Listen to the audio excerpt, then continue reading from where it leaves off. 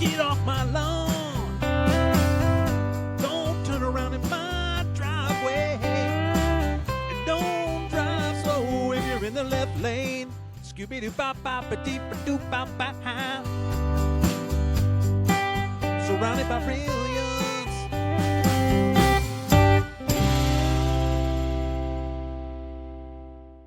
Welcome back to another episode of the Surrounded by Brilliance podcast.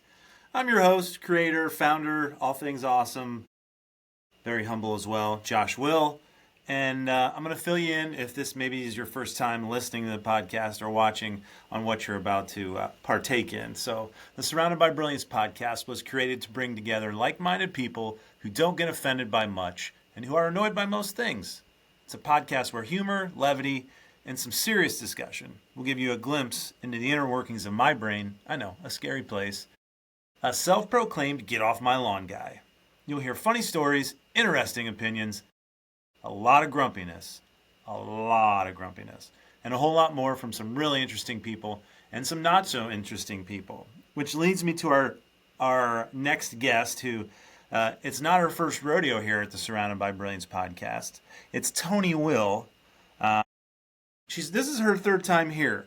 She's what I call today an emergency podcast guest. And I say that in a most loving way because my original podcast guest for this week was, we were having some technical difficulties. We couldn't record.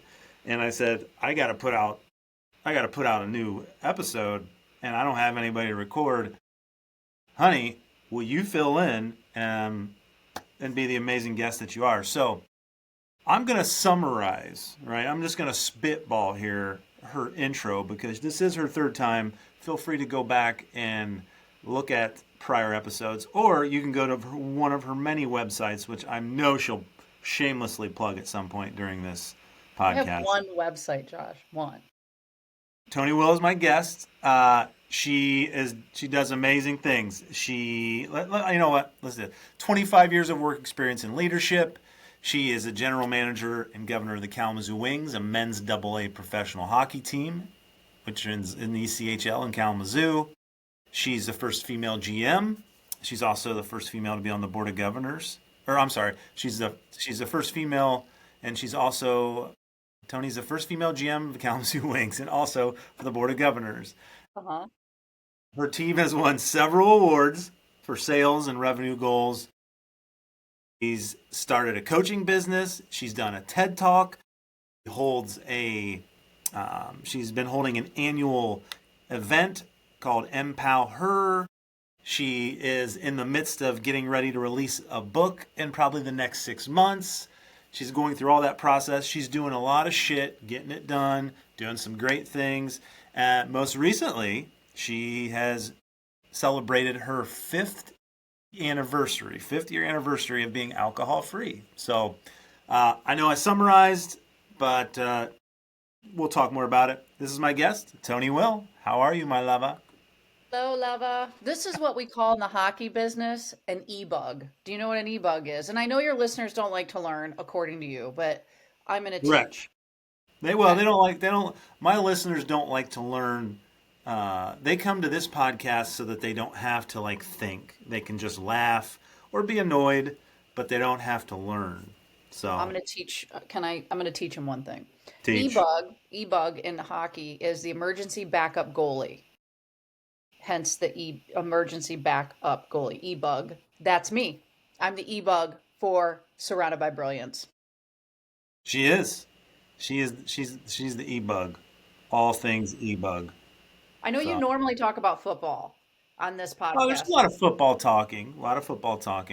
Well, let's talk about football for a minute. Who's your favorite team? My college or professional? Favorite football team. Favorite football team. I mean, it's tough. It's a tough choice. I'm going to go with the Ohio State Buckeyes. That's right. Good choice, my lady. All right, another question for you. How many players are on the field at one time, both offense and defense? So how many total players are on the field? 16. Well, if they're playing 8-man football, you would be correct, but not in this situation. How many are on? 22. You have 11 11 on offense, 11 on defense. Hang on, I want to give a shout out because listen, when Josh asked me to be the e-bug, I said, "Your listeners don't listen to me." But I know one listener who will listen to me. And speaking of football, I'm giving a shout out to Coach Dale. And he listens to he was interested in my work. We're Facebook friends now, and I listened to his episode hot off the presses last week. I was very impressed with him. And so, hey Dale, what's up? Getting some shout outs to old coach, the old ball coach, Dale Carlson. So, well, there you go. I'm sure you're in his good graces even more. So we talked about football. Let's talk about you for a minute. Your favorite subject, you, right? Let's do that. It's not my Uh, favorite. My favorite subject is you, but we'll talk about um, me. My second favorite subject. all right. Let's talk about your second favorite subject. You've most recently celebrated 5 years alcohol free. What does that feel like? And do you like just expound on it? Yeah, Expand like on it. maybe I could start, I don't know, maybe someone would be interested to know why I quit drinking. Sure. Yeah. Yeah. Some. So, Yeah. Let's give us a summary of why you quit drinking. What started you on that journey, and what brought you there. yeah, I decided in October 2020 that alcohol was no longer serving me. I didn't like my relationship with alcohol at all. And I I would how do I summarize this? In my 30s, I went from drinking kind of socially to more coping. That's how I see it. And when you move into what I considered for me an unhealthy relationship with alcohol, it was just an internal battle that I was sick of fighting. And so I just was like, I want to put myself in a Tony timeout. So in October of 2020, I just decided to take a 30-day break. And it wasn't easy, as you know, because you were along for the ride with me. I used that time during COVID. I either could drink more because we weren't playing hockey, or I could work on myself, and that's what I decided to do.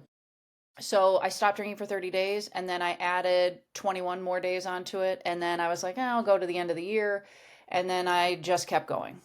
And so I came to you one day and said, "Hey, I have not been drinking for 2 months. And what I want to do is get a coaching certification and help other people quit drinking too." And I was talking now Josh and I like to talk business. And I want to be clear on this. I wasn't asking Josh for permission because I manage my own money as he manages his own money. He's laughing right now because he knows how I am about this. And I came to him and said, "I think I want to start a business like on the side. I think I'm on the front end of something. There's going to be change in our culture." And he says, Hold and I on. told him what? I'll take this part here. Yeah, She okay. said, "I want to start this business. Here's the amount to start it." And I said, "Okay, well, you've heard me talk a lot about wanting to lose weight over the last couple years. So, you wanting to start a business around helping people stop using alcohol after have only not using it for 2 months yourself is the equivalent of." I said, "Well, what if I said, hey, I lost 20 pounds over the last 2 months. I'm ready to open a gym and invest some money into it." And you said, "Yeah, that sounds crazy." And I said, Yeah. And I laughed and I said, "I'm still doing it." "Yeah, you did." And yeah, and I haven't stopped. And it's so rewarding. Anyways, what does it feel like to celebrate 5 years? It's crazy. Like it feels like I was really proud of myself. It's not easy in a pro alcohol culture. I wanted to quit out loud, and because it's such a stigmatized drug. Yes, it's a drug. I know it's not popular to hear that, but it is. The alcohol industry did a really good job of like carving themselves out a little pocket of something that's very um, profitable and not calling it a drug. But so I can get on my soapbox a little bit, but I'm really proud of myself. And I've helped a lot of people quit and have a better relationship with alcohol if that's what they choose to do. And, you were a big part of that because it wasn't always cute and pretty. It was hard at times. And I talk about all of it very openly. So I'm just trying to reduce the stigma one story at a time. Excellent. Yes, you should be very proud of yourself. I am very proud of you. Uh, our kids are very proud of you. Our family is very proud of you. So, I mean, because I've been here, I've seen the stuff that you've gone through. I've watched you go through the last 5 years and just watch you get stronger and stronger and watch you help so many other people. So, I'm very proud of you. That's great. This is probably the most education ish that most informative and education like that this podcast has ever been. So we're taking on new formats daily here at Surrounded by Brilliance. Yeah. Well, you haven't So learned anything yet because you've lived with me the last 5 years. So hopefully your listeners are learning something right now. oh, I learn stuff all the time. But so No, you from got this conversation. right. So you've been alcohol free. Another thing I wanted to touch on briefly before we get into some get off my lawn stuff is you have been working. You know, you have your job at the K Wings, and you have your other business where you help individuals that you will, become alcohol free or moderate their alcohol, professional development, all those things that you do, which you can find out more about it at tonywill.com. Oh, look at that, baby. That was sexy. Right. All right. Yeah. Maybe we should stop this podcast right now and, you know. Good job. Good plug. Anyways, so you've also been working very hard on you putting together a book. So, like the last 6, 7 months, you've been working on this book, and now you're in the stages of where you're trying to find publishers to do this hybrid publishing, which, once you select that, and then, so you're looking at another 6 to 8 months possibly before your book comes out. But just, I know it's something you're very passionate about. Just briefly talk about what that journey has been like and your excitement for it, and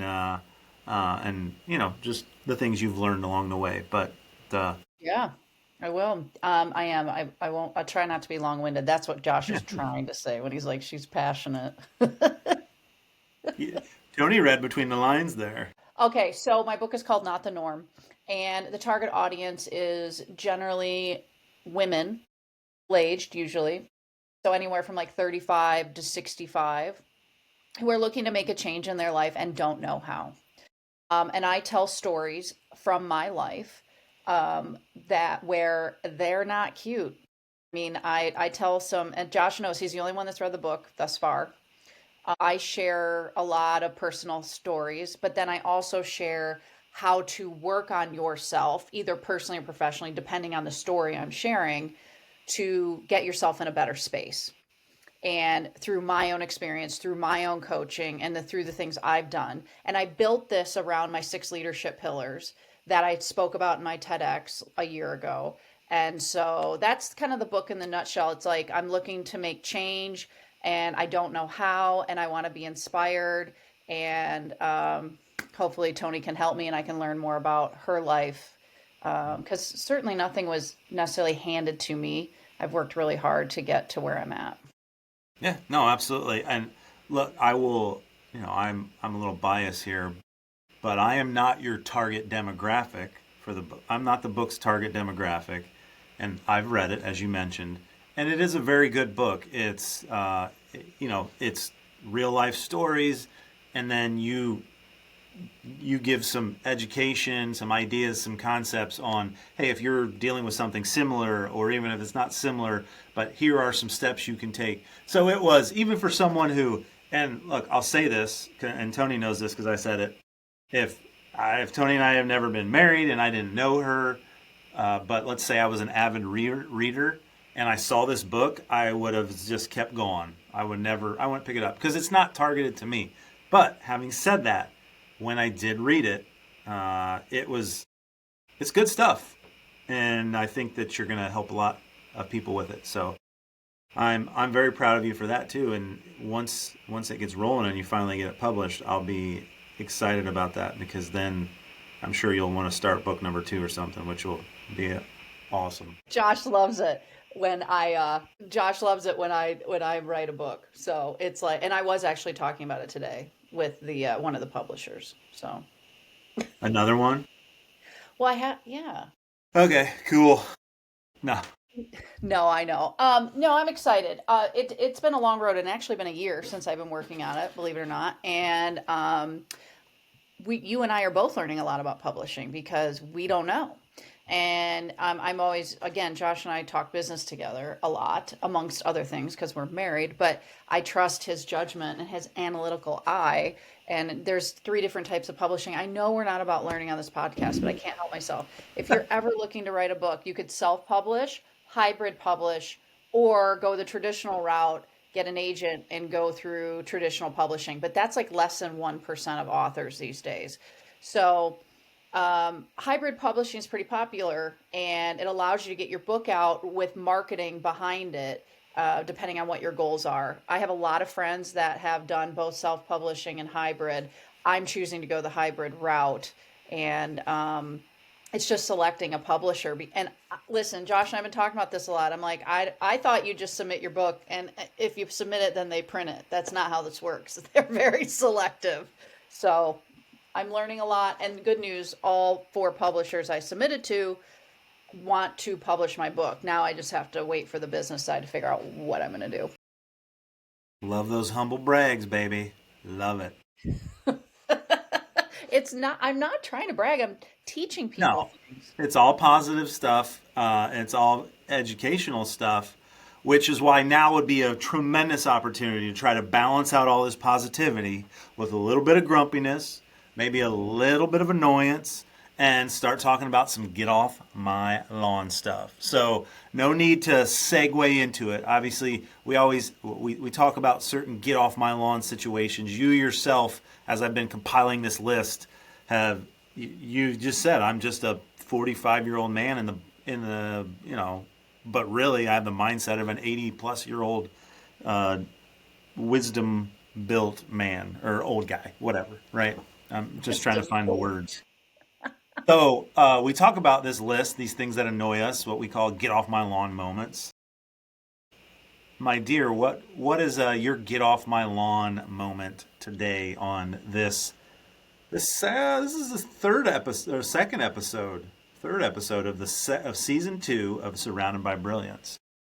Yeah, this wasn't hard. I really get frustrated when I go into the kitchen and I'm looking for a snack, and I will find an empty box where the food was, and they whoever decided to finish said snack did not take the box and put it in recycling. Or I go to have a snack and most of it's gone because someone has eaten it all or most of it and didn't ask me permission. That Well, frustrates. oh, well, I, you feel like you're implying that I've done that, but here's the thing: if there's food, it's meant to be eaten, and so I'll eat it. But also, you'll buy stuff. We've talked about this before. That might almost be a repeat for you on here. But I don't think you so. you buy stuff, but then you don't eat it for like 4 or 5 days, and it just sits there, and then a week will go by, and you still will not have eaten it. And by then, myself or someone else in this house would have gotten into it. And you get all butthurt about it.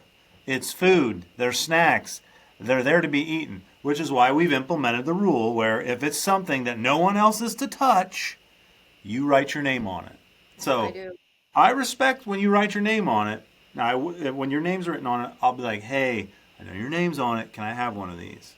So, Yeah, that's true. Did I do that one in our first episode together? well, I've talked about my get off my lawn one time was ultimately it was about how you will buy stuff, but then you'll get mad when we eat it. Yeah, because you do. You eat. I remember texting your mom once and asking you when you were growing up if you left boxes in the pantry. I She would don't not. do the I don't do the box thing. I do not do that. That's She defended your honor. yes, thank you, Diane. Yeah, she's Defending a the good honor of the Will Crest. mom. The Will crest. Yeah, so you do like I like to buy things and look forward to it in the pantry for 4 or 5 days. I don't think there's anything wrong with that. I don't have to immediately eat it. I don't need that instant gratification. And then you just and you know, there are times where you're like, Tony's gonna get mad at me and you do it anyways. Very few. There have been a couple times I'm like, you know what? She's not going to like this, but I'm hungry. I want a snack. There's nothing else here. Tough tittle farts. I'm eating a snack. Yeah, and then one day I walk in the kitchen and I yell your name and you're like, "Oh man, she's," and then you try to like build some defense and it's flimsy. It's a flimsy defense. Well, it's a flimsy defense on your part that hey, you like to buy food. It's like you buy food, then you're like, oh, let's go put it in the food museum where no one can touch it, but they see it on display. Oh my Lord. That Anyways, was a what you good get off spin. my Oh, am I supposed to No, spin this? yeah. How do you make it positive? How do you Okay. make This that? this is an easy positive. You ate the calories, I didn't. So I win. Whatever. Yeah, I you win. know what? I'm just gonna go straight to my get off my lawn.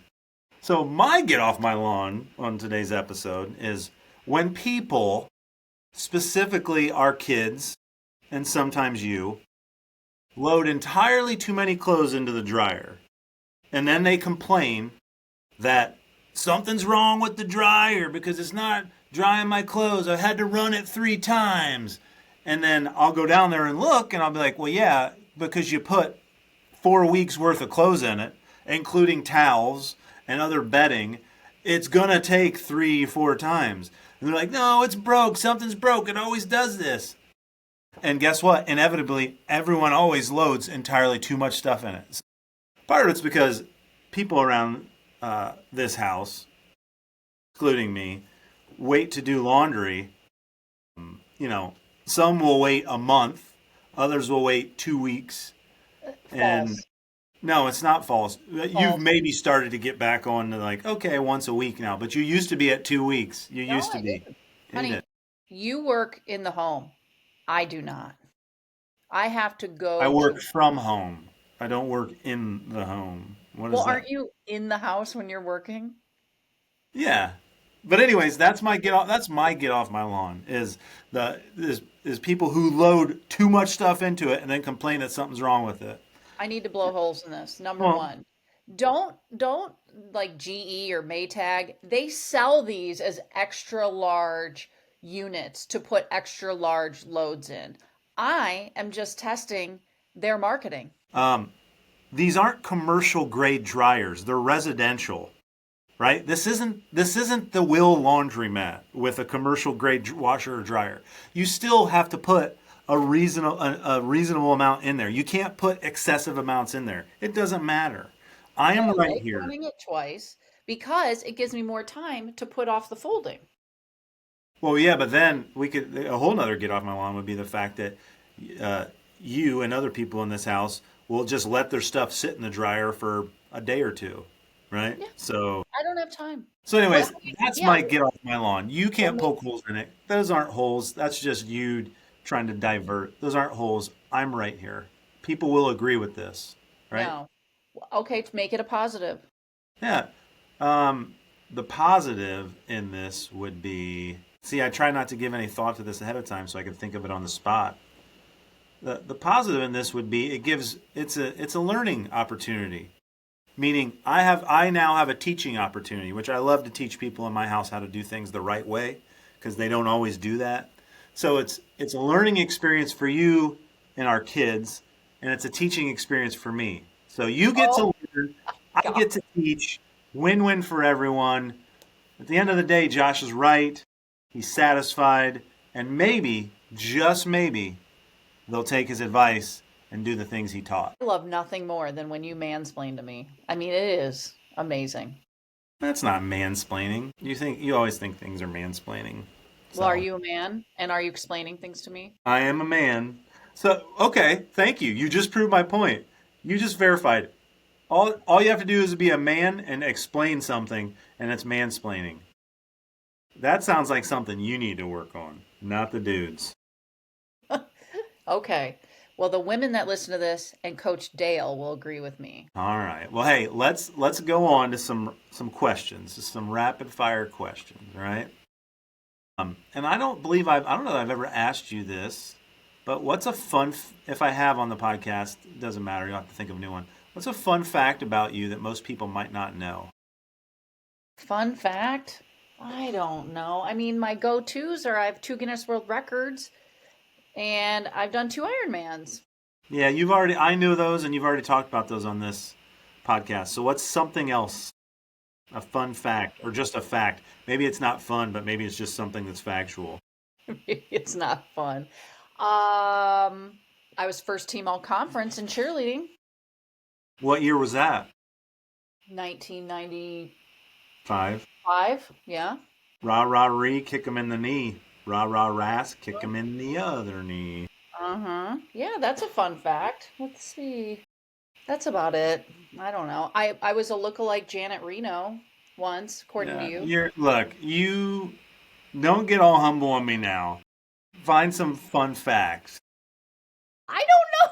I can't think of any. Do you have one in mind?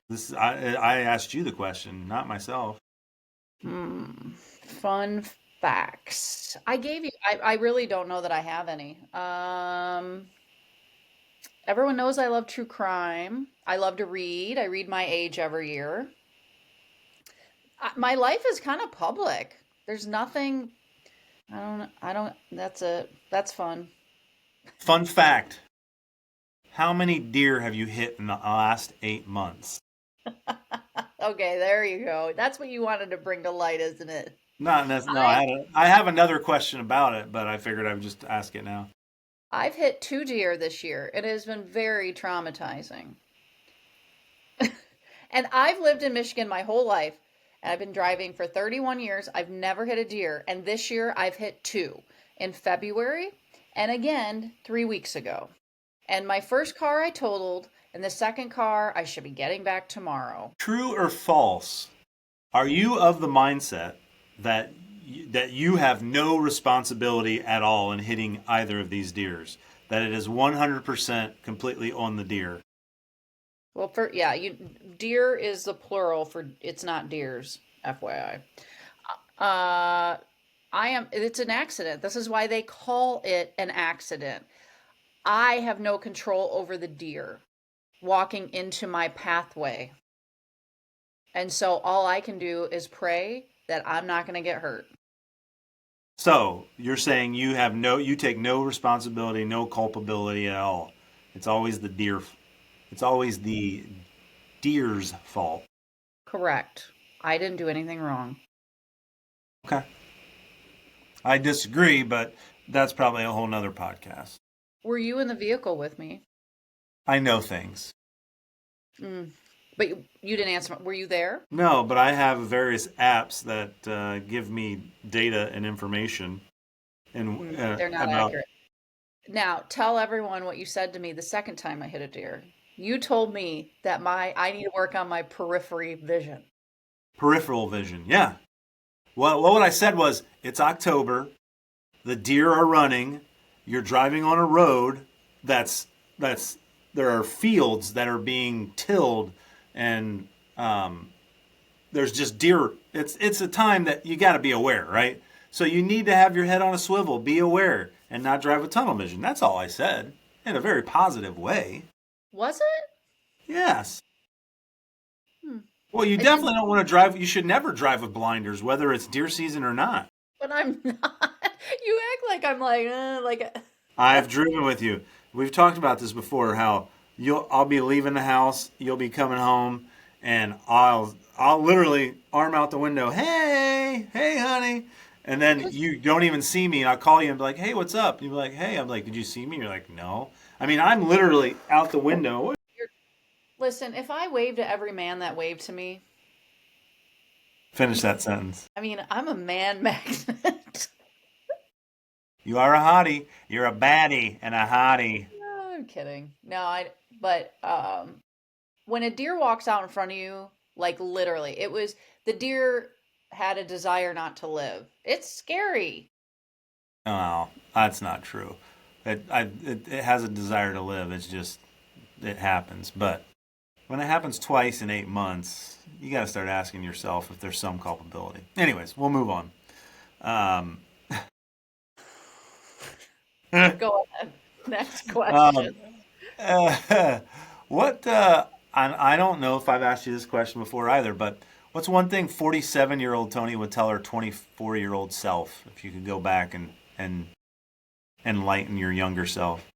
Oh, I want to meet her. I bet you she was super cute. And a little fire in her belly.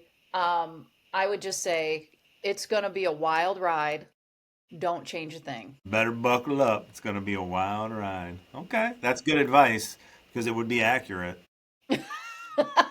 Yeah, I mean, yeah, I would be like, just, it's not going to be easy because you make choices that are, sometimes super awesome and sometimes, you're just going to take the hard path. But I mean, enough to write a book. I read it in a book. Yeah, I wouldn't change a thing. I really wouldn't. Well, that's good advice. You wouldn't be where you were if you did change some stuff, right? Oh, absolutely. I Well, mean, potentially, if you're going with the Back to the Future theory. yeah, I would have loved to meet you when we were younger. Eh, I don't know. I know you Maybe. don't think it would have worked out between us. I don't know, but it would have been cool. Like when I was a senior and you were a freshman in high school, That would have been a terrible time to meet. it would have been funny. Or how about a senior in college and a freshman in college? I would say maybe like at 25 and 28, maybe. Oh, I don't know, babe. Yeah, I don't know. But you know what? We met when we met. We did. What, changing up a little bit here. What's the easiest thing about your job or jobs? And then I'm going to ask you what's the hardest thing about your The job or job? easiest about my job. The easiest thing about my job, do you want an emotional answer or like just practical day to day? I just want an answer. I don't care. It doesn't matter to me whether it's emotional or practical or whatever. What this Surrounded by Brilliance is founded on simple principles, which vis-a-vis leads to simple answers. Got it. I will go with a simple answer. It's really great, easy to get dressed to go to work because I work in a hockey barn. Okay. Uh, I was hoping you'd expand a little bit, but okay. You would. Right. Um, Yeah, um, that's fine. just like what comes naturally to me is really leading a team and building a culture and just leadership in general. I feel very comfortable and at home doing that. Okay. What's so flipping the page? What's the hardest thing? Being told what to do. Yeah, you're not a fan of that. Yeah. I mean, the hardest thing, I think sometimes collaboration is just hard. But it's good for me because it slows me down. I'm someone that likes to go and do. So sometimes it's nice, like I can learn and that's helpful for me. But yeah, yeah, being told what to do is not my favorite. That is truer words have never left those lips. Um, what's your? Oh, actually, hey, if tomorrow morning you woke up and you had $30 million in your bank account, would you still go into work? That's hard. That's Yes, what I would. I would. I would. I think I would to resign, or would that? no, no. I mean, I think I'd talk to you about it. I'd be like, what would we do? I don't want to change. And then I'd want to open the new arena. And then I'd be like, well, I want to make it to 50. Working in pro sports. Because I feel like it's a calling. Like I have a lot of work to do that I want to do for women in sports. So I don't see myself doing the double bird and walking out the door. Well, you don't have to do the double bird. But it's. I think it'd be reasonable to be like, yeah, deuces. You could do this double finger, deuces. No, I don't think so. Because I really do enjoy what I do for a living. I love that I just have one, like, some people go to work and they have to be someone different at work than at home, and I don't do that. So I'm just one Tony. And one Tony, I don't know. What do you think? Do you think I would leave? I just asked you the question. I think you just told us what you'd do. What would you leave your job? I would probably take that day off, right? And then I would finish out any projects that I was working on and give a reasonable amount of, window, like, hey, I'm leaving at this point. But that's probably what I would do. And then you'd sign on as my agent full time? Probably not, but I would. Yeah, I would do what I wanted. I would do whatever I wanted to do. Right? I don't have an agent, everyone. I want you to know that. It's me. No So one tells me what to do, no including. one. No one. Um, what's what's your most favorite vacation that you've ever taken? Mm, well, I feel like this is a trick question. It's not a trick question. Um, my most favorite vacation. It doesn't have to, and by the way, it can be BJ before Josh. That is. Yeah, well, that's what kind of came to mind. I went to Alaska once, and that was awesome. Okay. So I really did enjoy Alaska. That was 2001. That was pretty cool. So what I just heard there was all the vacations that we've ever taken were not your favorite at all. Okay. I, I Okay. said, Okay. what's it? Okay. All right. It wasn't meant to be a trick question. I knew that. Look, I knew Alaska might have been on the table, but I didn't think it would win out. Well, But I I was would wrong. say, listen, I'd say Europe, but There was some good. There's some really good parts. So there, yeah, I mean, Europe was good. Yeah, yeah. If anyone listening to this is like Tony and Josh, it's not what they're saying, it's what they're not saying. no, it's That's our secret language. man, we're at 37 minutes, and I don't have any more questions because I thought that it would take a little bit longer to answer some of those. So Why don't you think your listeners listen to my episodes? um, I wouldn't say that they listen to your episodes. They just listen to other episodes more. And I'm going to tell you why. The episodes that they listen to more um, are the reason those episodes get more listens are because those are people who I'm connecting with that I haven't connected with in a long time. And then what happens is there's a lot of others that I haven't connected with in a long time who also know that person. So there ends up being this snowball effect of they're like, oh, Josh did a podcast with Brent Niekamp, or he did a podcast with Eric Hensel, or Brandon Hain, or, and a lot of it's the TSU stuff, right? Because I haven't talked to those guys in forever. So, and that's a bigger group too, because there was so many of us there. It's like, but so Well, that's why.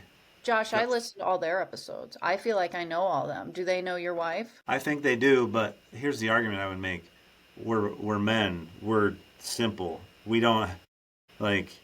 What do you want them to? What do you want them to learn and take away? I don't know, We're simple but creatures.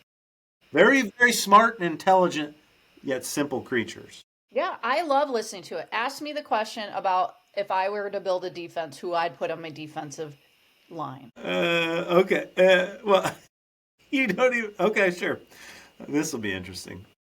So, knowing what you know and having the tremendous amount of knowledge about football that you have, and I said, "Hey, Toni Will, football aficionado, what? Build me. Just start naming off some really good players, or build a really strong defense from the 4 years that I, Josh Will, was at TSU." And go. I'd put you on my defense. Jason Steckschulte. Do you have notes you're looking at? No, I listen. No. Okay. Eric Niekamp. Who's Eric Niekamp? You mean Eric Hensel Yeah, Eric Hudson. and Brent Niekamp? Yeah, I merged them. Eric Niekamp? And Brent, put him on there. I'm going to move Brandon Hain from offense to defense. Hey, what defensive position is Brandon going to play then? Blocker. I'm Um, really scared of crying. Is that a blocker? no, you're not a blocker on defense. The blockers are on offense trying to keep the defensive guys from tackling the quarterback or the running back. Joe So I mean, Nemeth. Joe Nemeth. he's a coach. He can't play on the defense. Would he coach? He'd coach the defense. No, he would play because I bet you he played. You didn't say he had to be your age. Okay. All right. And Coach Dale, and he'd be a cornerback. Coach Dale would be. Yeah. So you're. It's not a full starting lineup, but so you've got Jason Steck-Schulte at one corner, Coach Dale Carlson at the other corner, Josh Will at safety, and Joe Nemeth at the other safety. And then you've got Brent Niekamp at linebacker, all by himself. There's no other linebackers that you mentioned. And then you've got Eric Hensel at defensive end and Brandon Hayne at blocker. That sounds like a solid defense. Oh shit. And I would be the cheerleader because I was first team all conference. So I'd be cheering you all on. Wow.